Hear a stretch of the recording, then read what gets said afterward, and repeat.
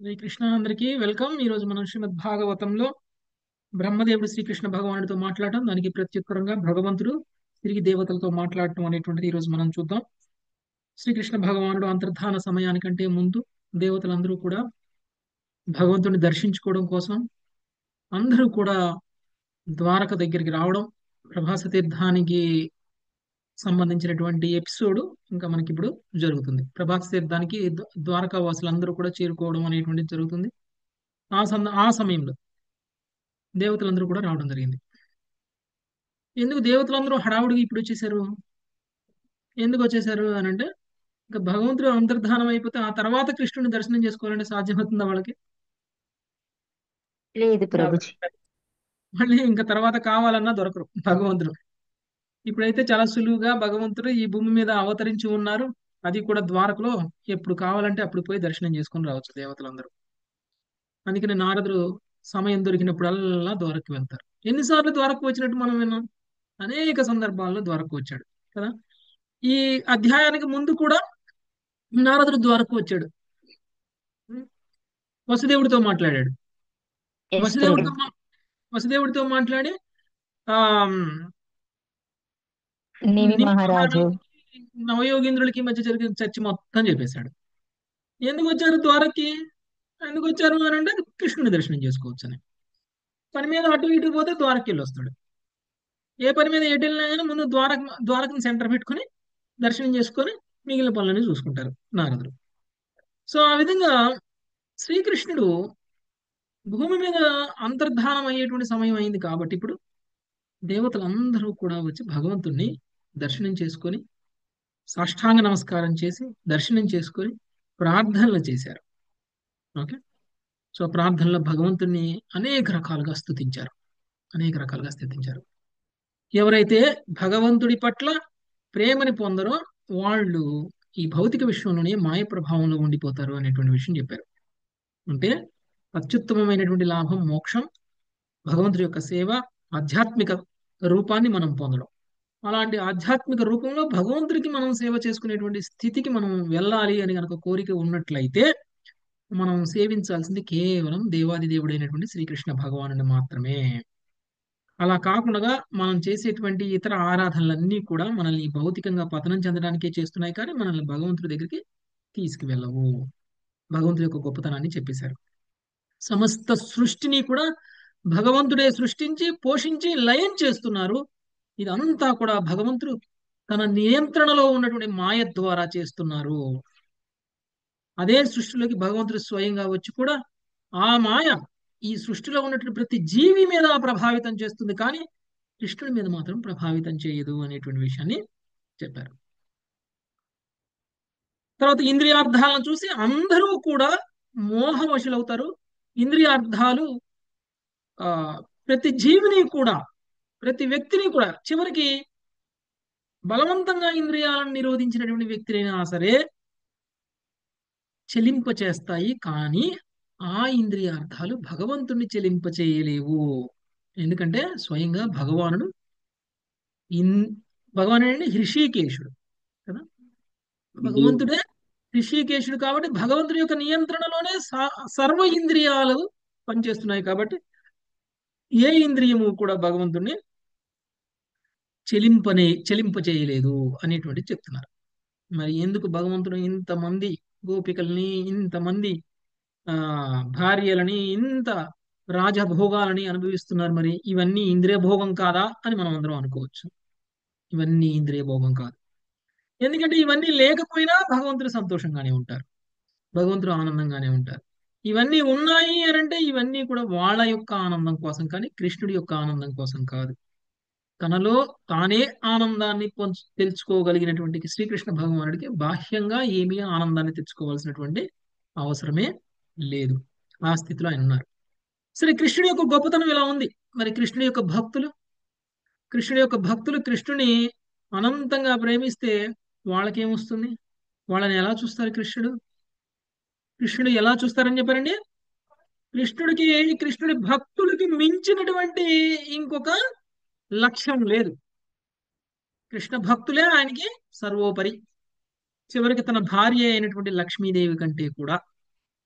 లక్ష్మీదేవి భక్తుల్ని సవతి పోరులా చూస్తుంది. ఎందుకంటే కృష్ణుడి యొక్క ప్రేమ విభజితం అవుతుంది కాబట్టి లక్ష్మీదేవిని కూడా చూడరు భక్తుల విషయంలో. అందుకనే భక్తులకి ఉండేటువంటి స్థితి ఎలాంటిది అంటే భక్తులు ప్రేమతో గనక అర్పించినటువంటి పూమాలను లక్ష్మీదేవిని ఉంచాల్సిన స్థానంలో ఉంచుతారు వక్షస్థలం మీద అని కూడా మనకి తెలియజేశారు. ఏ విధంగా అయితే చిన్న పిల్లవాడు తండ్రి దగ్గరకు వస్తే భార్యని పక్కన పెట్టి కూడా పక్కనున్నా కానీ కొడుకునే ఏ విధంగా అయితే ఆలింగనం చేసుకుంటాడో ఆ విధంగా శ్రీకృష్ణ భగవానుడు కూడా లక్ష్మీదేవిని పక్కన పెట్టి మరి శ్రీకృష్ణుడు మన వైపు చూస్తారు. ఎప్పుడు మనం విశుద్ధ భక్తుల మీదప్పుడు. అది భక్తులకి కృష్ణుడు ఇచ్చేటువంటి స్థానం. మనం ఎప్పుడు భక్తిలో పురోగమిస్తామా, ఎప్పుడు మనం కృష్ణుడి వైపు చూస్తామా, ఎప్పుడు మనం కృష్ణుడి మీద ప్రేమను పొందుతామా, ఎప్పుడు మనం కృష్ణుడికి సేవ చేస్తుంటామా అని కృష్ణుడు మన కోసం ఎదురు చూస్తూ ఉంటారు. కానీ మనమే కృష్ణుడి కోసం ఎదురు చూడట్లా. కృష్ణుడు మాత్రం నిరంతరం మన కోసం ఎదురు చూస్తుంటారు. ఒక్కసారి కనుక మీరు కృష్ణుడి వైపు చూశారు అని అంటే ఎంతో ఆనందపడతారు.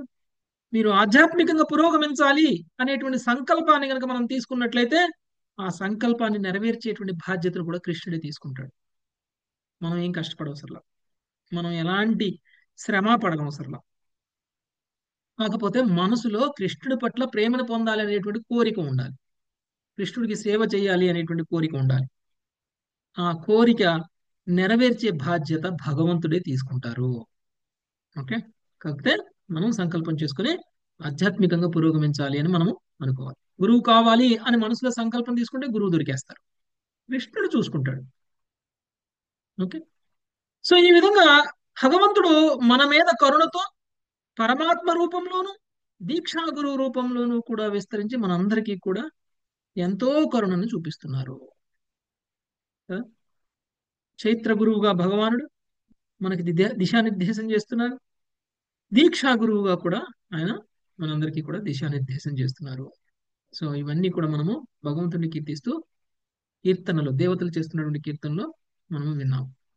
ఇంకా ఈ రోజు బ్రహ్మదేవుడు ఏం మాట్లాడుతున్నాడు, ఏం ప్రశ్నిస్తున్నారు, లేకపోతే ఏం చెప్తున్నారు, దానికి శ్రీకృష్ణుడు ఏం సమాధానం చెప్తున్నారు అనేటువంటిది ఈరోజు మనం చూద్దాం.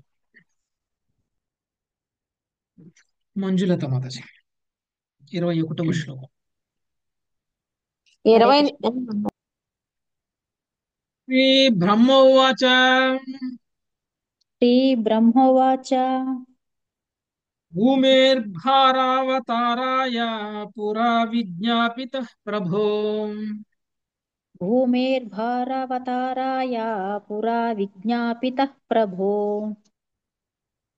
త్వమస్మాభిరశేషాత్మన్ తత్తతైవోపపాదితం త్వమాస్మాభిరశేషాత్మన్ తత్తథైవోపపాదితం. బ్రహ్మదేవుడు పలికెను, ప్రభు, భూభారమును తొలగించుమని పూర్వము మేము నిన్ను అర్థించియుంటిమి. ఓ అశేషాత్ముడా, నిక్కముగా ఆ అభ్యర్థనను నెరవేరినది. భాష్యము: నిజమునకు మీరు క్షీరోదక సాయి విష్ణువును అవతరించుమని అడిగియుండిరి. ఆయనచో నన్ను అభ్యర్థించినట్లు ఎందులకై పరుకుచున్నారు? నేను గోవిందుడిని కదా అని శ్రీకృష్ణుడు దేవతలతో పలికి ఉండవచ్చును.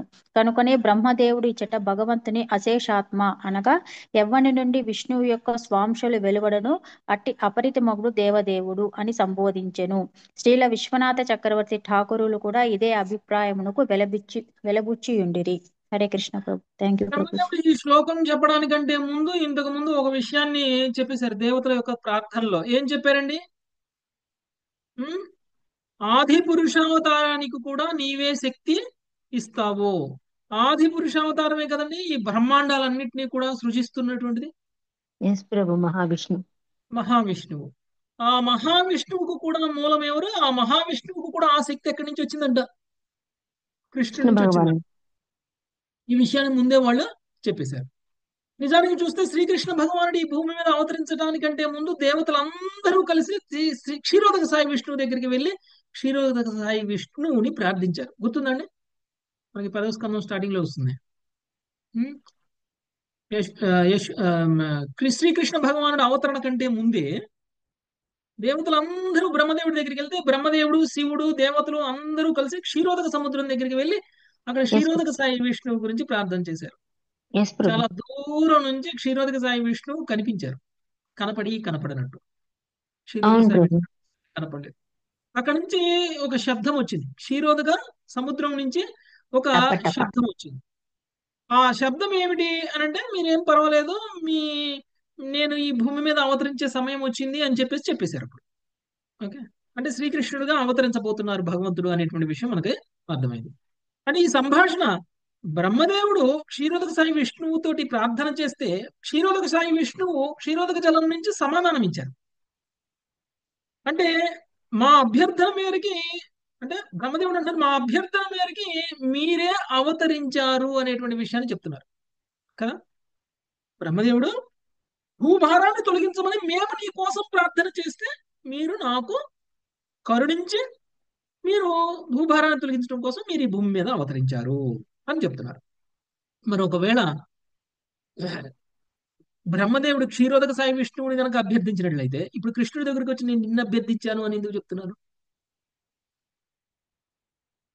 కృష్ణుడు నన్ను ఎప్పుడు అభ్యర్థించావు, నువ్వు పోయి క్షీరోదక సాయి విష్ణువుని కదా అభ్యర్థించింది అని ఎందుకు అనలేదు?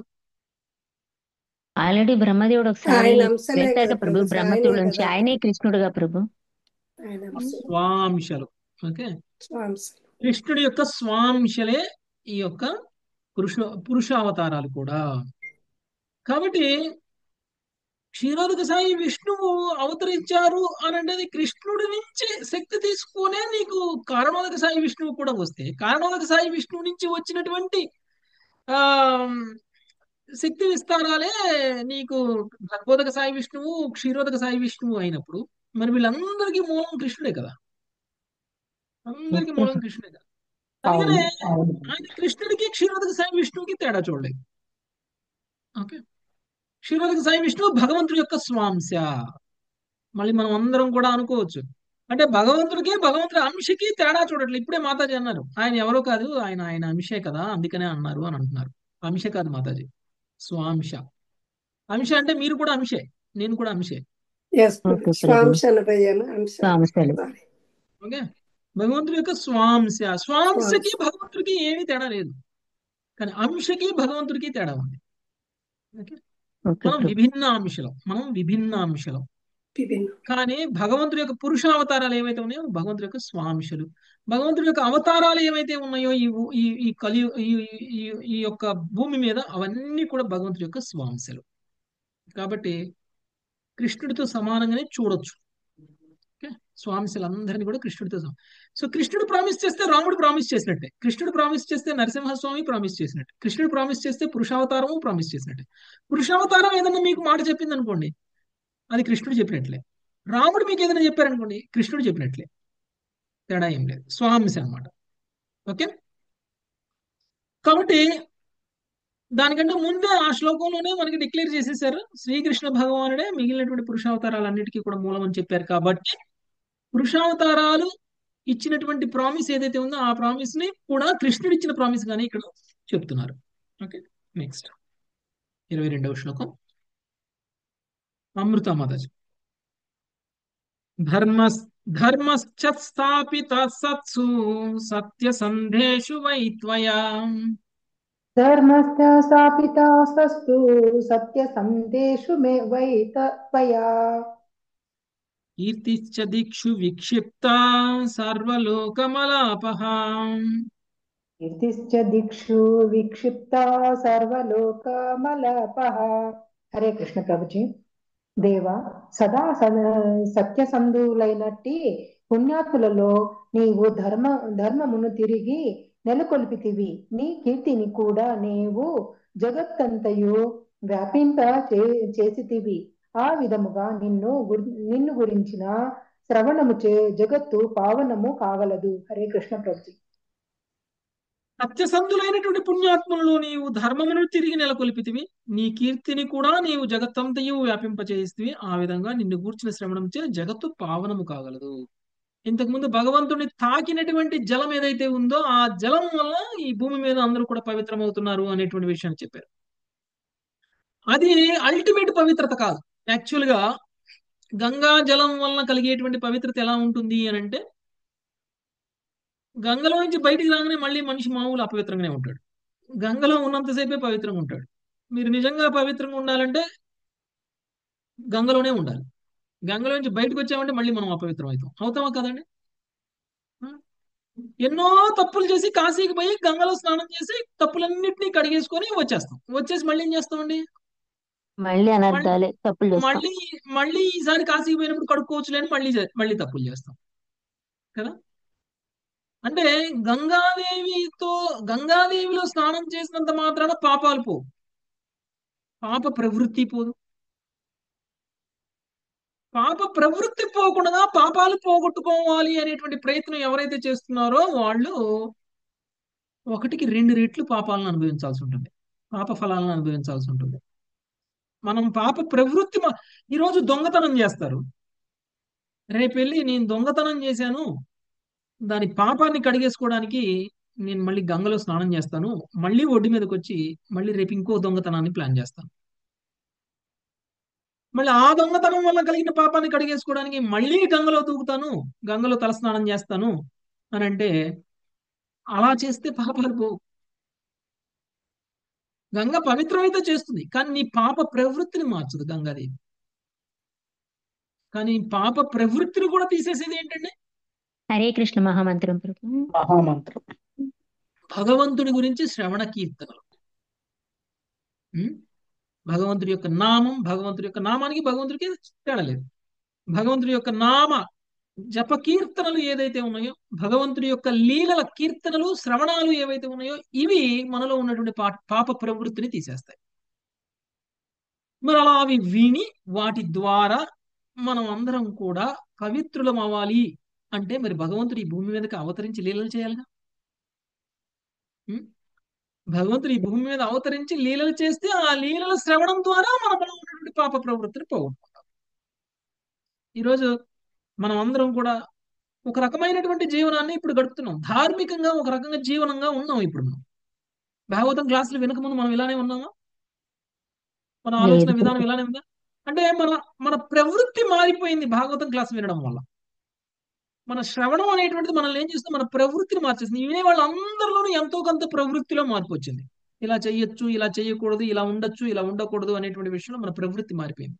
ఇలా ఆలోచన చేయొచ్చు, ఇతరులతో ఎలా మాట్లాడాలి, భాగవతాన్ని చదివేటప్పుడు మనం మూడు ఎలా ఉండాలి, భాగవతం వినేటప్పుడు మూడు ఎలా ఉండాలి, ఇతర భక్తులతో ఎలా ఉండాలి, అభక్తులతో ఎలా ఉండాలి, ఇవన్నీ కూడా మనలో ఉన్నటువంటి ప్రవృత్తిని మార్చేయబట్టే కదా మనం ఇప్పుడు ఇప్పుడు మనం అందరం కూడా భక్తులతో ఒక ఒక ఎలాంటి ప్రవర్తన ఇప్పుడు కలిగి ఉన్నామో అలా ఇంతకు ముందు లేదు మనకి. కానీ ఇప్పుడు మళ్ళీ ఇంతకు ముందులా ప్రవర్తించినాం అనుకోండి, మనకే తెలుస్తుంది అనమాట. అయ్యో ఇలా చేస్తున్నాం ఏంటి, అలో ఇలా చేయకూడదు, ఇది చాలా తప్పు అని మనలో మనమే తప్పు చేసినటువంటి భావన మనం పొందుతాం. అంటే ఈ ప్రవృత్తి మారడానికి కారణం ఏమిటి అంటే శ్రవణం, భగవంతుడి యొక్క లీలల యొక్క శ్రవణం. భగవంతుడి లీలల్లో అంత మహత్యం ఉంది. భగవంతుడి యొక్క లీలలు అంత మహత్యం కలిగినటువంటి లీలలు భగవంతుడు వచ్చి చేయాలి కాబట్టి ఆయన మళ్ళీ మళ్ళీ ఈ భూమి మీదకి అవతరిస్తూ ఉన్నారు. దానికి కారణం మనం పవిత్రం అవడం కోసం. ఓకే, ఆయన కీర్తి మొత్తం కూడా సమస్త జగత్తు వ్యాపింపజేయడం వల్ల ఆ కీర్తిని శ్రవణం చేయడం ద్వారా మనం అందరం కూడా పావనమవుతున్నాం, జగత్తు మొత్తం కూడా పావనమవుతుంది. ఓకే, 23వ శ్లోకం లక్ష్మీ ఆత్మకురుమత. హరే అవతీర్య యథోర్వంశే బిభ్రద్రూపమనుత్తమం అవతీర్య యథోర్వంశే బిభ్రద్రూపమనుత్తమం కర్మణ్ కర్మాణ్యుద్ధామ వృత్తాని హితాయ జగతో కృతం. కర్మణ్యోర్ధామ వృత్తాని హితాయ జగతో కృతాః. యదువంశమునందు అవతరించిన వాడవై నీవు నీ అద్వితీయమగు దివ్య రూపమును ప్రకటించితివి. జగత్తు యొక్క హితమునకై నీవు అద్భుతములైన దివ్య కార్యములను వరించితివి. హరే కృష్ణ. ధన్యవాదాలు. యదువంశంలో అవతరించారు. ఎందుకు అవతరించారు భగవంతుడు యదువంశంలో? బ్రహ్మదేవుడు రిక్వెస్ట్ చేశారు కాబట్టి అవతరించారు. ఇంతకు ముందు బ్రహ్మదేవుడు క్షీరోదక సముద్రం దగ్గరికి వెళ్ళి విష్ణువుని ప్రార్థించారు కదా, అందుకనే భగవంతుడు యదువంశంలో అవతరించారు. అద్వితీయుడైనటువంటి దివ్య రూపాన్ని ప్రకటించావు యదువంశంలో. జగత్తు యొక్క హితమునకై నువ్వు ఈ అద్భుతమైనటువంటి దివ్య కార్యాలను వనరించావు. కృష్ణుడు అవతరించిన తర్వాత ఎన్ని దివ్య కార్యాలు చేశారని ఎప్పుడు చేశారు? ఉమ్. ఎప్పుడు చేశారు దివ్య కార్యాలు? ఎప్పుడు స్టార్ట్ చేశారు మొదలుపెట్టి కృష్ణుడు అవతరించిన తర్వాత? ఆయన బాల్యం ఫస్ట్ మధుర పుట్టిన నుంచి స్టార్ట్ చేస్తారు ప్రభుజీ. పసికందులుగా మధురలోనే తన ఉన్నప్పుడే యొక్క చేశారు. మొత్తం రూపాన్ని చూపిస్తారు. అక్కడి నుంచి స్టార్ట్ చేస్తారు. ఆ, పసితనం పుట్టిన నుంచి రోజు మొదలు నుంచే పెట్టారు. పుట్టిన రోజు నుంచే పుట్టిన క్షణం నుంచే స్టార్ట్ చేశారు. అవతారాలు ఇంకొక మాట సాధించే వరకు చూపించారు. ఇంకొక పుట్టన మాట వదన చెప్పాలి, చేశారు ప్రభుజీ. పుట్టక ముందు నుంచే చూపించారు. అవును. పుట్టినప్పటి నుంచి కాదు, పుట్టక ముందు నుంచే చూపించారు భగవంతుడి యొక్క దివ్యత్వాన్ని. ఎస్ ప్రభుజీ. ఎస్ ప్రభు, ఎస్ భగవంతుడు ప్రభు. భగవంతుడు పుట్టక ముందు కూడా దేవతలందరూ వచ్చి ప్రార్థన చేశారు. గుర్తుందా మీకు? అవును అవును. ప్రభుజీ, అక్కడికి వచ్చి చెరసాలకు వచ్చి ప్రార్థన చేస్తారు. ప్రార్థన చేశారు. భగవంతుడు అవతరించక ముందే ఆయన చతుర్భుజ నారాయణ రూపంలో వాళ్ళకి దర్శనమిచ్చారు. దర్శనమిచ్చి నేను మీ పుత్రులా జన్మించబోతున్నాను అనేటువంటి విషయాన్ని చెప్పారు కదా. పుట్టిన వెంటనే ఏం చేశారు? పసిబాలుడుగా మళ్ళీ అక్కడి నుంచి మళ్ళీ అందరినీ పసిబాలుడు మాయలో మారిపోయి పడేశారు. అందరినీ మాయలో పడేశారు. ఉమ్. చెరసాల నుంచి చాలా సులువుగా బయటకు వచ్చేసారు. బయటకు వచ్చిన వెంటనే ఆయన యమునా నది చిమ్మ చీకటి, జోరున వర్షం కురుస్తుంది. రోడ్ల మీద లైట్లు లేవు, వీధి దీపాలు లేవు, ఏం లేవు, అంత చీకటిగా ఉంది. అసలే కృష్ణుడు నల్లగా ఉంటాడు, మరి చీకట్లో ఇంకా కనపడతాడా? కనపడ్డు. అంటే ఆయన ఆయన మధుర వదిలి గోకులానికి వెళ్తున్నాడు అనే విషయం ఎవరికి తెలియకూడదని మొత్తం చీకటి చేసేసాడు. Yes. చీకట్లో నల్లగా ఉన్నాయని ఎవరు కనపడరని. ఓకే. దానికి తోడు వాళ్ళ తండ్రి వెళ్తుంటే శబ్దం వస్తే ఆ శబ్దం అందరికీ తెలిసిపోతుందేమో, ఎవరో అడుగులు వేస్తున్న శబ్దం అని చెప్పేసి ఘోర అడుగులు వేసిన వర్షం, శబ్దం కూడా వర్షాన్ని వినిపించకుండా జోరిన వర్షం, ఉరుములు మెరుపులు. వర్షం. ఉరుములు మెరుపులు. ఉరుములు మెరుపులు. తర్వాత యమునా నది పొంగిపోతుంటే యమునా నది కాలుతో తాకి యమునా నదిలో నుంచి కూడా దారి కదా. దారి. వర్షం తన మీద పడకుండా నాగశేషు. ఓకే. సో ఎన్ని అద్భుతాలు చేశారండి పుట్టిన రోజే. Yes. మళ్ళీ అదే రోజు మళ్ళీ తిరిగి ఆ, వసుదేవుడు తిరిగి మళ్ళీ చెరసాలకి వెళ్ళిపోవడం, మళ్ళీ అదే రోజు మళ్ళీ ఎక్కడోళ్ళు అక్కడ ఎలా ఉన్నారో అలా మళ్ళీ తిరిగి రావడం. ఓకే. మళ్ళీ వాళ్ళ చేతులకి సంకెళ్ళు, మళ్ళీ సైనికులందరూ మళ్ళీ వాళ్ళ స్థానాల్లోకి వచ్చేయడం, ఇవన్నీ ఇన్ని అద్భుతాలు చేశారు. ఇవన్నీ దివ్యమైనటువంటి లీలలు. ఇలా శ్రవణం చేస్తే ఎంత ఆనందం కలుగుతుంది, ఎంత అద్భుతంగా అనిపిస్తుంది కదా? అందరితో అవును అయిపోయిందా? ప్రభు. వినాలనిపిస్తుంది. సరే, ఇవన్నీ అనుకోకుండా జరిగాయి, కృష్ణుడి వల్ల జరగలేదు అనుకుందాం. ఓకే. మీరు అన్ని కృష్ణుడి మీద నెట్టేస్తున్నారండి, పాపం కృష్ణుడికి దీనికి సంబంధం లేదని ఎవరైనా అంటారా? అనలేము. ఒకవేళ అన్నారే అనుకుందాం. సరే, కృష్ణుడు పూతను చంపేయడానికి ఆయన పెద్దోడైపోయి బాడీ బిల్డింగ్ చేసి పూతలు లాంటి వాళ్ళని ఎక్సర్సైజులు చేసి వ్యాయామం చేసి 6 ప్యాక్ తెచ్చుకుని 7 ప్యాక్ తెచ్చుకుని 8 ప్యాక్ తెచ్చుకున్న తర్వాత పూతన చంపాడా? రోజుల లేదు పిల్లవాడు, ప్రభుజీ. 3 రోజుల రోజుల పిల్లవాడు. పిల్లాడు. పాలు తాగే పిల్లాడు, రోజుల పిల్లాడు. రోజుల పిల్లాడు. మళ్ళీ పూతన ఎంత పెద్దగా ఉంటుంది? బ్రహ్మరాక్షసి, పిశాచి, అంత పెద్దది. అలాంటి పూతను కూడా చంపితే, సరే చంపాడు, అది కూడా అనుకోకుండా జరిగిపోయింది అనుకుందాం. పూతనకి ఆయుష్ మూడింది, చచ్చిపోయింది అనుకుందాం. చచ్చిపోయిన పూతన ఒక్కసారి ఆ గోకులంలో పడిపోతే ఎన్ని గోవులు చచ్చిపోవాలి, ఎంతమంది మనుషులు చచ్చిపోవాలి, ఎన్ని ఇళ్ళు నాశనం అయిపోవాలి, గోకులం మొత్తం Yes. నాశనం అయిపోవాలి. అవును. Yes. ఆ పూతను కూడా ఎలా పడేశారు? కొన్ని కృష్ణుడు మైళ్ళ చంపేయడమే కాకుండా దూరంలో పడేయడం కూడా ఎలా పడేశారంటే, ఒక్క గోవుకి నష్టం జరగకుండా, ఒక్క ఇంటికి నష్టం జరగకుండా, గోకులంలో ఉన్న ఎవరికి ఇంత హాని కూడా కలగకుండా కరెక్ట్ యాంగిల్లో ఎటువైపు పడితే ఏ నష్టం జరగదో అటువైపు పడేశారు. కానీ మరి అది కూడా అనుకోకుండా జరిగిందా? ఆయన సంకల్పమే అంతా. సరే, ఎవరో ఒకళ్ళు అంటారు మీరు అన్ని కృష్ణుడి మీదకి నెట్టేస్తారండి, అది కూడా అనుకోకుండానే జరిగింది అంటారు. అది కూడా అనుకోకుండానే జరిగింది అనుకుందాం. మరి మిగిలిన రాక్షసులు, శకటాసురుడు, వ్యోమాసురుడు, బకాసురుడు, ఆగాసురుడు, అరిష్టహాసురుడు, తృణావర్తుడు, వీళ్ళందరూ కూడా అనుకోకుండానే చచ్చారా? కంసుడు కూడా అనుకోకుండానే చచ్చాడా? కంసుడు కూడా అనుకోకుండానే పోయాడా? ఒక గుద్దుకే ప్రభుజీ. అరగుద్దుకే. ఓకే. ఇవి భగవంతుడు చేసిన అద్భుతమైనటువంటి కర్మలు ఇవన్నీ ఎప్పుడు అంటే మళ్ళీ మీరు చూడండి ప్రతి లీలలో మనకి మెసేజ్ ఉంది. ప్రతి లీల ద్వారా మనం నేర్చుకోవాల్సిన తత్వం ఉంది. ప్రతి లీల ద్వారా మన ఆచరణలో రావాల్సినటువంటి మార్పులు ఉన్నాయి. ప్రతి లీల ద్వారా మనల్ని మనం శుద్ధి చేసుకోవాల్సినటువంటి మెసేజ్లు ఉన్నాయి. ఇవన్నీ కూడా భగవంతుడు ఈ భౌతిక విషయంలో తను చేసినటువంటి అద్భుతమైనటువంటి కార్యాలు. ఈ అద్భుతమైనటువంటి కార్యాల కారణంగానే మనమందరం కూడా పావనం అవుతున్నాం. అలా ఒకవేళ మనం ఎవరు మీకెందుకు, మీకు నాకు సంబంధం లేదు, మీరు ఏమైనా ఉండి ఎక్కడైనా ఉండండి, నేను నా గోలోకంలో నేను హాయిగా సేవలు తీసుకుంటూ నేను ఎంజాయ్ చేసుకుంటాను. అక్కడ అన్ని లోకాల కంటే ఎక్కువ ఎంజాయ్మెంట్ నాకు గోలోకంలో ఉంది, నేను గోలోకంలోనే ఉంటాను, కృష్ణుడు అక్కడే ఉంటే ఇవన్నీ జరుగుగా ప్రభు. ఇవన్నీ మనం జరగవు. మనం ఇలా ఉండం. ఇప్పుడు భక్తుల్ని కాపాడడానికి వస్తారు. కదా, అంత మనమందరం భక్తులం భక్తులం, కాము. మనమందరం భక్తులం కాం. కాబట్టి భగవంతుడు ఈ భూమి మీద అవతరించి లీలలు చేసి మనల్ని అందరినీ ఆకర్షించి మనం అందరం వాటిని శ్రవణం చేసేలా చేసి ఎన్నిసార్లు చెప్పినా మీ అందరికి నవ్వు వస్తుంది కృష్ణుడి గురించి చెప్తే. చూసారా, Yes, ప్రభుజీ. అవును ప్రభుజీ, మీ అందరికి పులకింత వస్తుంది. ఇప్పుడు నేను చెప్పినవన్నీ మీకు తెలియనివా? తెలిసినవి అండ్ మళ్ళీ ఆనందమే. అలానే ఆనందం వస్తుంది. అది అందుకని కృష్ణుడు అలాంటి లీలలు చేశారు. మన అందరినీ భద్రంగా ఉంటాయి. తన్మయత్వాన్ని పొందేలాంటి లీలలు, మనల్ని మనమే మర్చిపోయేలాంటి లీలలు చేశారు కృష్ణుడు. ఓకే, దానివల్ల మనం అందరం కూడా పావనం అవుతున్నాం. నెక్స్ట్ 24వ శ్లోకం సత్యవతి మాతాజీ. హరే కృష్ణ. యాని తే చరితాని మనుష్యా సాధవః కలో యాని తే చరితాని స మనుష్య సాధవః కలౌ శృణ్వంతః కీర్తయంతశ్చ తరిష్యంతం జసాతమాం. శృణ్వంత కీర్తయంతశ్చ తరిష్యంతశ్చ తమః. ప్రభు, కలియుగమునందు నీ దివ్య కర్మను వినడి వారు, కీర్తించడి వారు నైనా పుణ్యాత్ములు సాధువులు కలియుగ అంధకారమును సులభంగా దాటగలరు.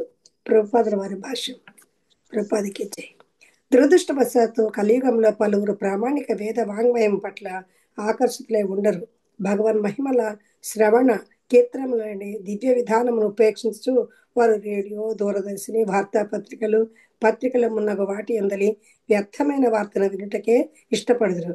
ప్రామాణిక గురుదేవుని నుండి శ్రీకృష్ణుని గురించి వినుటకు బదులు వారు కాలగతి ఈడవబడినంత వరకు ప్రతి దాని గురించి అంతు లేకుండా తమ సొంత అభిప్రాయాలను వెలుబుచ్చుచుందరు. భౌతిక జగత్తు యొక్క తాత్కాలికము పరిమితమైన రూపములను అధ్యయనం చేసిన పిమ్మట వారు పరతత్వము రూపరహితమని అసహనంతో నిర్ణయించరు. అట్టి వ్యక్తులు వాస్తవమునకు శ్రీకృష్ణుని మాయను అర్చించుచున్నారు. ఆ మాయ వారి మొండికెక్కిన తలలను సదా తన్నెడి అధికారమును పొందినది. దీనికి బదులు జనులు ప్రామాణిక మూలం నుండి నేరుగా శ్రీకృష్ణుని గురించి వినినచో తమ జీవిత సమస్యలను సులభంగా పరిష్కరించుకున్నారు. కలియుగం నందు జనులు నిరంతరం మానసిక, సామాజిక, ఆర్థిక, చారిత్రక, రాజకీయ, స్థానిక సమస్యలతో బాధపడుచుందరు. కానీ పీడకల వంటి ఈ సమస్యలన్నీ భగవంతుని గురించిన దివ్య ఎరుక కలిగినంతనే తొలగిపోగలదు. అట్టి భగవంతుడు సచ్చిదానంద విగ్రహుడు, మోహపూర్వక మాయా పడటములకు అతీతుడై ఉన్నాడు. జనులు తమ నిజమైన కర్మలను చూచి విని కీర్తించులాగా నా భగవంతుడు ఈ జగత్తులో అవతరించును. కలియనండి ఈ కలియుగంలో మనమందరం గంభీరంగా ఈ అవకాశం సద్వినియోగపరచుకోవడం. హరే కృష్ణ ప్రభుజీ. హరే కృష్ణ. ఈరోజు భాగవతం క్లాస్ కి మనకి రెగ్యులర్ గా వచ్చే వాళ్ళు అందరూ వస్తున్నారు. ఇప్పుడు మన గ్రూప్ లో చాలా మంది ఉన్నారు, కానీ ఇప్పుడు 55 మంది 53 మంది వచ్చారు. మిగిలిన వాళ్ళందరూ ఏం చేస్తున్నారు? భౌతికమైన పనులలో ఉన్నారు. సీరియల్స్, సినిమాలు, చిక్ సీరియల్స్, చాట్లు. సినిమాలు, రేడియోలు, ఆటలు, పాటలు, ఇవన్నీ చేస్తున్నారు. అందుకని ఇక్కడ చెప్తున్నారు, కలియుగంలో నీ దివ్య కర్మలను వినేవారు, కీర్తించేవారు అయినటువంటి పుణ్యాత్ములు, సాధువులు కలియుగ అంధకారము సులభముగా దాటగలరు. అంటే ఎవరైతే భగవంతుడి యొక్క దివ్య కర్మలను వినట్లేదో, కీర్తించట్లేదో వాళ్ళందరూ అంధకారంలో ఉన్నారు అని చెప్తున్నారు. ఓకే, వాళ్ళందరూ ఏం చేస్తుంటారంట? ప్రభుపాదుల వారు కొంచెం విడివిడిగా చెప్పేశారు ఏం చేస్తుంటారంట. మనం ఒక విషయం చెప్పాలంటే, ఎవరైతే భాగవతం శ్రవణం చేయట్లేదో వాళ్ళందరూ వ్యర్థమైన పనులు చేస్తున్నారు. ఎవరైతే భాగవత శ్రవణం చేస్తున్నారో వాళ్ళు మాత్రమే వాళ్ళ జీవితాన్ని ఉద్ధరించుకునే పని చేస్తున్నారు. మిగిలిన ఎవరు ఉద్ధరించుకునే పని చేయట్లేదు.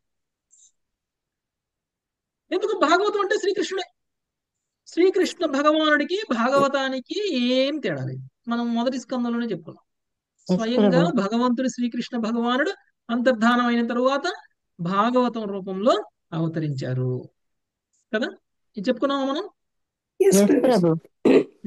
ధర్మం ఎవరిని ఆశ్రయించి ఉంది, మరి మీరు వెళ్ళిన తర్వాత మీరు ధర్మ సంస్థాపన చేస్తున్నారు కదా, మరి మీరు వెళ్ళిన తర్వాత ధర్మం ఎవరిని ఆశ్రయిస్తుంది అంటే ఆయన భాగవత భాగవతం. రూపంలో అవతరిస్తాను అని చెప్పారు. భాగవతంలో అంటే మీరు ఎక్కడ మీరు భాగవతాన్ని పట్టుకుని ఉంటే మీరు ధర్మాత్ములు, భాగవతాన్ని పట్టుకోలేకపోతే అధర్మయుతులు మీరు. అంతే, ఇంక రెండు డెఫినేషన్ లేదు దానికి. ఓకే, మనం ఇంకా మళ్ళీ మనం ఆ ఏది ధర్మం ఏది అధర్మం అని చెప్పాల్సిన అవసరం లేదు. ఎందుకు భాగవతం మాత్రమే ధర్మం, మిగిలిన పురాణాలు మిగిలిన శాస్త్రాలు ఎందుకు ధర్మం కాదు అని అంటే, అది భాగవత ధర్మమే భగవంతుడు చెప్పింది, మిగిలిన అన్ని మనుషులు చెప్పిన ధర్మాలే. ఓకే, భాగవత ధర్మం మాత్రమే భగవంతుడు చెప్పింది. ఉం? ధర్మంతో సాక్షాత్ భగవత్ ప్రణీతం కదా. భగవంతుడితో ఇవ్వబడిందే ధర్మం, కానీ నువ్వు నేను క్రియేట్ చేసుకున్నది ధర్మం ఎలా అవుతుంది? కాదు కదా. కాబట్టి భాగవతము చెప్పినటువంటి ధర్మం ఏమిటి అని అంటే, ధర్మార్థ కామ మోక్షాల గురించి చెప్పదు భాగవతం. ఓకే, పరోధర్మం చెప్తుంది. అంటే ఏంటి? భగవంతుడి భగవసేవ. పట్ల ప్రేమ, భగవంతుడికి సేవ. ఇది మనం అంటే మన నిజస్థితిలో మనల్ని ఉంచుతుంది భాగవతం. మన నిజస్థితిలో మనల్ని ఉంచేది సరి అయిన పనే? మన నిజస్థితిలో ఉంచకుండా మనల్ని మోహంలో ఉంచేది సరైన పనే? నిజ స్థితిలో ఉంచేది సరైన పని. అందుకనే భాగవతం సరైన ధర్మం. భాగవతానికి మించిన ధర్మం ఇంకొకటి లేదు. కాబట్టి ప్రభుజీ ఇక్కడ పరిమితమైన రూపాలు అంటే ఏంటి ప్రభుజీ? భౌతిక జగత్ యొక్క తాత్కాలికము పరిమితమైన రూపం అధ్యయనం చేసిన పిమ్మట పరతత్వం రూపరహితమైన అసహనంతో అంటారు అనేసి నిర్ణయిస్తారని. మనం ఎంతో రీసెర్చ్లు చేస్తాం. ఓకే ఓకే, మనం ఎంతో రీసెర్చ్ చేస్తాం. కొంతమంది కొన్ని స్థాయిల్లో మనం అందరం కూడా ఆరాధనలు చేస్తూ ఉన్నాం. పరిమితమైన రూపాలు అని అంటే జన్మ మృత్యు జరా వ్యాధి ఉన్నటువంటి ఏ రూపాన్నైనా మనము భగవంతుడు అని అనుకోవడం. ఓకే, లేదు అంటే అంటే ఈ దొంగ గురువులు అనుకోవాలా ప్రభుజీ? అంటే సాధువులు. అలా కాదు, దేవతలు. ఓకే ఓకే ఓకే, దేవతలు. ఓకే, లేకపోతే శక్తి సామర్థ్యాలు కలిగినటువంటి వాళ్ళు. ఇవన్నిటినీ రూపాలన్నిటినీ అధ్యయనం చేసిన తర్వాత అరే ఇవన్నీ అంటే ఇప్పుడు మనం ఇంతమందిని చూస్తాం, ఇంత చేస్తున్నాం కదా. ఇప్పుడు మీకు రూపం ఉంది, నాకు రూపం ఉంది, ఇక్కడున్న 50 మందికి రూపం ఉంది. మరి దేవుడికి కూడా రూపం ఉంది అంటే దేవుడికి మనకి తేడా లేదా? అంతే ప్రభు. ఆయన విభువాత్మ, మన అనాత్మలం. ఈ పరిమితమైనటువంటి రూపాలని అధ్యయనం చేసినటువంటి మనము భగవంతుడు రూపరహితుడు అంటాం. అర్థమైంది మాతాజీ? అంటే వీళ్ళందరినీ నమ్మి మనం భగవంతుడి రూపం లేదనుకుంటాం. భగవంతుడికి రూపం ఉంది, మీకు రూపం ఉంది, నాకు రూపం ఉన్నప్పుడు భగవంతుడిలో గొప్పతనం ఏంటి? నీలాగా నాలాగానే భగవంతుడు ఉంటే నేను భగవంతుడు, నువ్వు భగవంతుడు అంటావు. కాబట్టి నేను నువ్వు భగవంతుడు కాదు అంటే నీకున్నట్లు నాకున్నట్లు రూపం ఉండకూడదు భగవంతుడికి, ఆయన వేరుగా ఉండాలి. అందుకని నిరాకార బ్రహ్మం అని అనేస్తాం అన్నమాట. మాయావాదులాగా. మాయావాదుల గురించే మాట్లాడుతున్నారు ఇక్కడ. ఓకే, యాక్చువల్గా ఎవరైనా సరే నిరాకార బ్రహ్మాన్ని ఆరాధించేటువంటి వాళ్ళందరూ ఎందుకు ఆరాధిస్తున్నారు అని అంటే, భగవంతుడు మనకి డిఫరెంట్గా ఉంటారు, మనలా ఉండరు అని, అంతే. ఓకే, మనందరికి రూపం ఉంది కాబట్టి భగవంతుడికి రూపం ఉండకూడదు. మనందరికి జ్ఞానం తక్కువ ఉంది కాబట్టి భగవంతుడికి జ్ఞానం ఎక్కువ ఉండాలి. అంటే మనలా ఉండకూడదు, మనకు ఆపోజిట్గా ఉండాలి, మనకంటే గొప్పగా ఉండాలి. ఇప్పుడు కృష్ణుడు చూస్తే 2 చేతులు 2 కాళ్ళు, పైగా పైటేషం వేసుకున్నట్టు నల్లగా బులుగ్గా ఉంటాడు. దానిపైన ఒక కిరీటానికి ఒక నెమలిక పెట్టుకుంటారు. అలాంటి వ్యక్తిని మీరు బయట చూస్తే ఏమనుకుంటారు? వింత వ్యక్తి అంటారు. లోతుగా ఉన్న వాళ్ళైతే ఏంటో అంటారు, తెలియని వాళ్ళు, అజ్ఞానులు. అలాంటి వ్యక్తిని చూసి మీరు దేవుడు అని అంటారా? మీరు అంటే భగవంతుడు అంటే మనలా ఉండకూడదు, భగవంతుడు అంటే మనలా ఉండకుండా వేరుగా ఉండాలి. భగవంతుడు వేరే ఏ రూపంలో వచ్చినా ఎలా వచ్చినా భగవంతుడు కాదు. రూపం లేని తత్వం ఏదైనా ఉంటే అదే భగవంతుడు అని అనుకుంటారు. అది మాతాజీ. పరిమితమైనటువంటి రూపాలని అధ్యయనం చేసిన తర్వాత భగవంతుడిని నిరాకార బ్రహ్మంగా భావించడం, రూపరహితుడుగా భావించడం. ఓకే. అంటే ఇప్పుడు 10వ అధ్యాయంలో చెప్పారు కదా ప్రభుజీ, విభూతులు ఉమ్, ఉమ్, అవి కూడా అనుకోవచ్చా ప్రభుజీ ఇక్కడ? అంటే అవన్నీ చెప్పారు కదా, వాటిలోని రూపరహితంగా ఉన్నారు, అది కూడా కాదు. ఉమ్, ఉమ్. పరిమితమైన రూపం గురించి చెప్తున్నారు. పరిమితమైన రూపం అంటే మనం అందరం దేవతలు, మీరు, నేను, అందరం. ఉహు. అంతే కదా, ఆయన కూడా అపరిమితుడు, మనం అందరం అదే పరిమితుడు. ప్రభుజీ, మీరు చెప్పేదానికి మాకు తేడా, మేము చదువుకునే దానికి అదే డిఫరెన్స్ వస్తుంది. హరే కృష్ణ. ఓకే. ఇక్కడ పరిమితం అంటే తాత్కాలికం మాతాజీ. ఏదైనా ఎస్, ఇప్పుడు అర్థమైంది.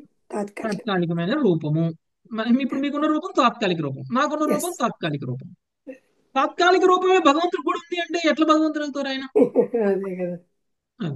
అందుకని భగవంతుడు అవతరించినా కానీ భగవంతుడు కూడా అవతరిస్తారు, అంతర్ధానం చెందుతారు కదా, దాన్ని చూసి తాత్కాలికం అనుకుంటారు.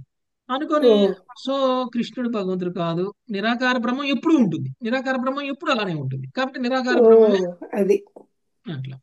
ఓకే. ఇప్పుడు అర్థమైంది. ఓకే.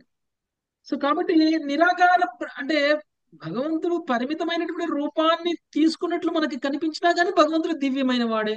Yes. భగవంతుడు చేసేటువంటి లీలలు దివ్యమైనవి. ఆ దివ్యమైన లీలల్ని శ్రవణం చేయడం ద్వారా మనం కూడా దివ్యత్వాన్ని పొందుతాము అని మనం అర్థం చేసుకోలేము. అర్థం చేసుకోకుండా మనం నిరాకార బ్రహ్మం మాత్రమే శాశ్వతము, కాబట్టి ఏది శాశ్వతమో అదే భగవంతుడు.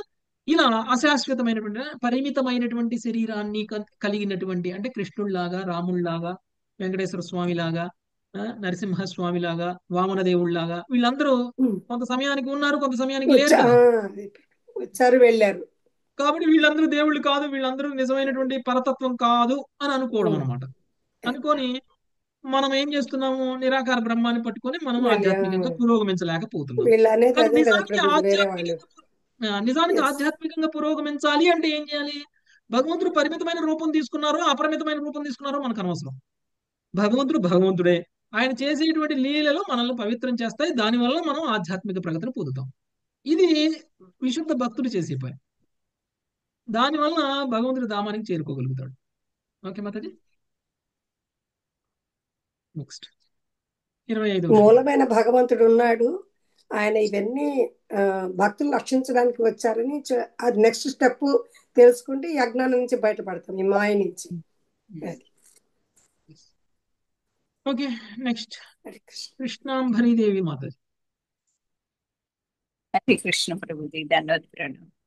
యదువంశేవ తీర్ణస్య భవతః పురుషోత్తమా, యదువంశేవ తీర్థస్య భవతః పురుషోత్తమా, శరచ్ఛతం వ్యతీయాయ పంచవింశాధికం ప్రభో, శరచ్ఛంతం వ్యతీయాయ పంచావిశాధికం ప్రభో. ఓ పురుషోత్తమ, దేవదేవ, నీవు యదువంశంను అవతరించి ఈ విధంగా నీ భక్తులతో 125 వసంతములు గడిపి ఉంటివి. Hare Krishna. Thank you Prabhuji. 125 Vasanthalu గడిపారంట. Okay. భగవంతుడు యదువంశంలో అవతరించి. నెక్స్ట్ 26, 27 శ్లోకం. సర్వరాధ్య మాతాజీ. ప్రభుజీ ఒక చిన్న ప్రభుజీ 125 సంవత్సరాలు కృష్ణ పరమాత్మ ఉన్నారని చెప్పారు కదా. ద్వాపర యుగం కొన్ని వేల సంవత్సరాలు కదా ప్రభుజీ, అంటే తర్వాత వచ్చారు. ద్వాపర యుగం ఎండింగ్ లో వచ్చారు కృష్ణ, ఎండింగ్ లో వచ్చారు. కృష్ణుడు అంతర్ధానం అయిన తర్వాత ఇంకా ద్వాపర యుగం ఎండ్ అయినట్టే. అదే అదే ప్రభుజీ. ఆ తర్వాత ఇంకా కొంతకాలమే ఉన్న పరీక్ష మహారాజు వరకు ఉంది అంతే. అదే పరీక్ష మహారాజు టైంలోనే కలియుగం ఎంటర్ అయిపోయింది. యుద్ధం కూడా, భారతీయ యుద్ధం కూడా లాస్ట్ నుంచి జరిగింది. ఇంకా ప్రభుజీ హరే కృష్ణ. ఇప్పుడు లక్ష్మీదేవి వెంకటేశ్వర స్వామి అవతారంలో ఉన్నప్పుడు వచ్చారు కదా ప్రభుజీ, మరి కృష్ణుడికి రాధారాణి గాని లేకపోతే సత్యభామ అంటారు కదా, ఇందాక మీరు లక్ష్మీదేవి కూడా కృష్ణుడికి అని చెప్పారు కదా, అది ఎట్లా తీసుకో? లక్ష్మీదేవి రాధారాణి అంశ. ఓకే. ఎప్పుడైతే కృష్ణుడు తన మూల రూపంలో వస్తారో అప్పుడు రాధారాణి వస్తుంది. తన మూల రూపంలో రాకుండా స్వామిషులుగా వస్తారో అప్పుడు లక్ష్మీదేవి వస్తుంది.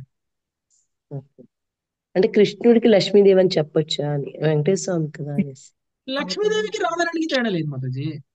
ఓకే ఏ విధంగా అయితే కృష్ణుడికి ఇతర అవతారాలకి తేడా లేదో ఆ విధంగా రాధారాణికి లక్ష్మీదేవులకి తేడా లేదు. ఓకే లక్ష్మీదేవులు లక్ష్మీదేవి అంటే రాధారాణి యొక్క స్వాంశ. ఓకే, వెంకటేశ్వర స్వామి అంటే కృష్ణుడి యొక్క స్వాంశ. ఓకే ప్రభుజీ. ఓకే ఓకేనా? హరే ఏ విధంగా అయితే ఏ విధంగా అయితే కృష్ణుడు అన్ని అవతారాలకి మూలము, అలానే రాధారాణి అన్ని లక్ష్ములకి మూలం. ప్రభుజీ గోలోకలో రాధారాణి ఉంటుందా ప్రభుజీ? మరి లక్ష్మి గోలోక రాధారాణి బృందావనంలో ఉంటుంది. గోలోక గోలోక బృందావనంలో బృందావనం. రాధారాణి ఉంటారు. ఇతర వైకుంఠ లోకాలలో లక్ష్మీదేవులు ఉంటారు. లక్ష్మీలు ఉంటారు. ఇప్పుడు పాలకడిలో చూపించిన అవన్నీ మనకు గర్భోదక అవన్నీ అదేనా గోలోక ప్రభుజీ? బృందావనంలో కృష్ణుడు ఉంటారు. ఇతర వైకుంఠ ఆ, లోకాలలో కృష్ణుడి యొక్క స్వాంశులైనటువంటి విష్ణు ఉంటారు. ఓకే, లక్ష్మీదేవి. సో గోలోక బృందావనంలో రాధారాణి ఉంటుంది. ఇతర వైకుంఠ లోకాలలో రాధారాణి యొక్క స్వాంశులైనటువంటి లక్ష్మీదేవి. లక్ష్మీదేవి. లక్ష్మీదేవి ఉంటారు. ఓకే మాతాజీ. సో ఓకే లక్ష్మీదేవికి ప్రభుజీ. లక్ష్మీదేవికి రాధారాణికి తేడా ఏం లేదు. నెక్స్ట్ సర్వరాధ్య మాతాజీ. నాధునా తే కిలాధారా దేవ కార్యావశేషితం హరే కృష్ణ ప్రభుజీ దండవత్నం. నాధునా తేఖిలాధారా దేవ కార్యావశేషితం కులంచ విప్రశాపేన నష్టప్రాయమభూదిదం. పురం చ విప్రశాపేన నష్టప్రాయామభూదితం తతస్వధామ పరమం విశస్వాయధి మన్యసే.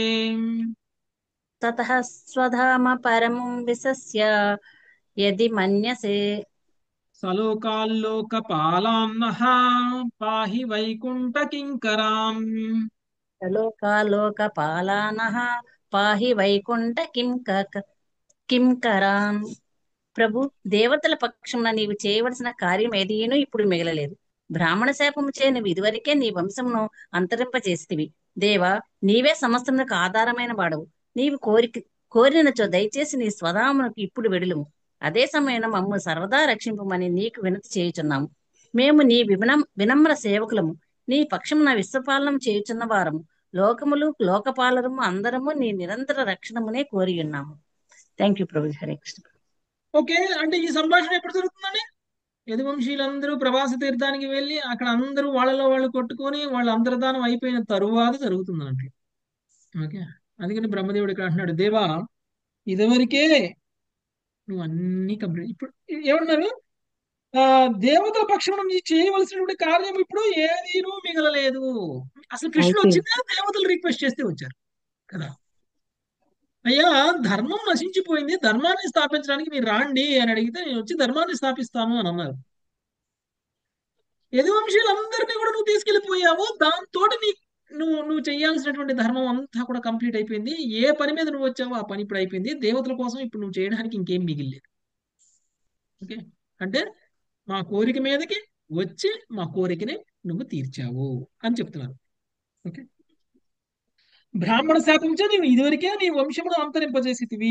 దేవా, నీవే సమస్తమునకు ఆధారమైన వాడు. నీవు కోరినచో దయచేసి నీ స్వధామమునకు ఇప్పుడు వెడులుము. అదే సమయంలో మమ్ము సర్వదా రక్షింపుమని నీకు వినతి చేయుచున్నాము. రక్షించమంటే ఏం రక్షిస్తారు? ధర్మాన్ని. ఆయన మీద ఉన్న భక్తిని పోగొట్టకూడదు. మళ్ళీ చెప్పండి ప్రభు. బ్రహ్మదేవుడు ఏమంటున్నారు? బ్రహ్మదేవుడు సుఖంలో మాతాజీ మ్యూట్ చేయండి. బ్రహ్మదేవుడు ఏమంటున్నారు? అయ్యా, నువ్వు మా విన్నపం మీద ఎవరు మాతాజీ? నువ్వు మా విన్నపం మీద వచ్చావు, వచ్చి మేము కోరినటువంటి కోరికని తీర్చేసావు. ఇక నీ లీలల పరిసమాప్తి అయినటువంటి సమయం వచ్చింది.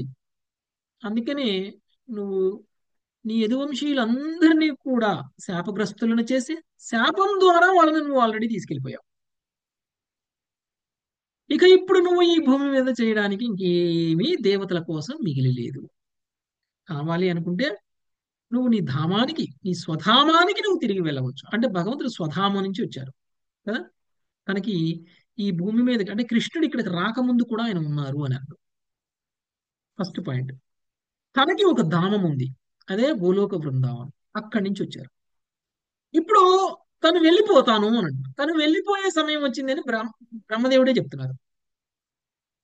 సరే నువ్వు వెళ్తే వెళ్ళు, నువ్వు చేయాల్సిన పని అయితే అయిపోయింది, కానీ మమ్మల్ని రక్షించు నువ్వు వెళ్ళినా గాని అని అంటున్నారు. ఏంటి రక్షణ? ఏం రక్షణ అంటే ఏంటి కావాలి వాళ్ళకి? హ్యాపీగా నేను బ్రహ్మదేవుడిగా బ్రహ్మ పొజిషన్ లో ఉండిపోవాలి, దేవతలందరూ దేవతలుగా దేవతల పొజిషన్ లో ఉండాలి, మళ్ళీ రాక్షసులు రాకూడదు, మళ్ళీ దేవతల్ని ఆ ఆ హింసించకూడదు, మళ్ళీ దేవతలను వాళ్ళ రాజ్యాలను పోగొట్టుకునేటట్టు ఉండకూడదు, అందరం చక్కగా మా మా సింహాసనాల్లో కూర్చొని మా మా కిరీటాలను పెట్టుకొని మా మా కుటుంబాలతోటి మేము హ్యాపీగా ఉండేలా చూడు అని అడుగుతున్నారా? కాదు ప్రభు, నీ మీద భక్తి ఉండేటట్టు రక్షించు. భక్తి ప్రేమ భక్తి ప్రేమ గురించి ఇది నీ ప్రేమే. సర్వదా ఎప్పుడు నువ్వు ఎప్పుడైతే అంతర్ధానం చెంది ఇక్కడి నుంచి వెళ్ళిపోతావో వెంటనే మాయ మమ్మల్ని పట్టేసుకునే ప్రమాదం ఉంది. ఎస్ ఆ మాయ మమ్మల్ని పట్టుకోకుండా చూడు అని అంటున్నారు. మమ్మల్ని రక్షించు అంటే, రక్షించంటే ఎవరి నుంచో రక్షించాలి కదా మాతాజీ. రక్షించడం అంటే ఇప్పుడు నన్ను మాయ రక్షించండి నుంచి అంటే మాయ నన్ను నుంచి సత్యవతి మాత నుంచి రక్షించండి, లేకపోతే ఇప్పుడు నన్ను సత్యవతి మాతాజీ 4 ప్రశ్నలు అడిగి నన్ను ఇబ్బంది పెట్టేసింది. నన్ను మీరు అందరూ కలిసి సత్యవతి మాతాజీ నుంచి రక్షించండి అని అంట నేను. అంటే ఎవరో ఒకటి నుంచి రక్షించాలి కదా నేను, రక్షింపబడాలి కదా నేను. ఎస్ ప్రభు, మాయ బ్రహ్మదేవుడు నన్ను రక్షించండి అని అంటారంటే ఎవరి నుంచి రక్షించాలి? మాయ భౌతిక నుంచి మాయ. రక్షించు. మాయ నుంచి మాయ నుంచి రక్షింపబడాలి. ఓకే, కృష్ణుడు ఉంటే కృష్ణుడు ముఖం చూస్తే మాయ మన దగ్గరకు రాదు. ఎస్ కృష్ణుడు పాదాలను తాకి ఉంటే మనకి మాయ మన దగ్గరకు రాదు. అదే కృష్ణుడు వెళ్ళిపోతుంటే మన మాయ కృష్ణుడు పట్టుకుంటుంది. అయ్యా నీ పని అయిపోయింది, కానీ మమ్మల్ని రక్షించడం కోసం నువ్వు ఇక్కడే ఉండు అనే అంత స్వార్థపరులు కాదు బ్రహ్మదేవుడు కానీ ఇతర దేవతలు కానీ.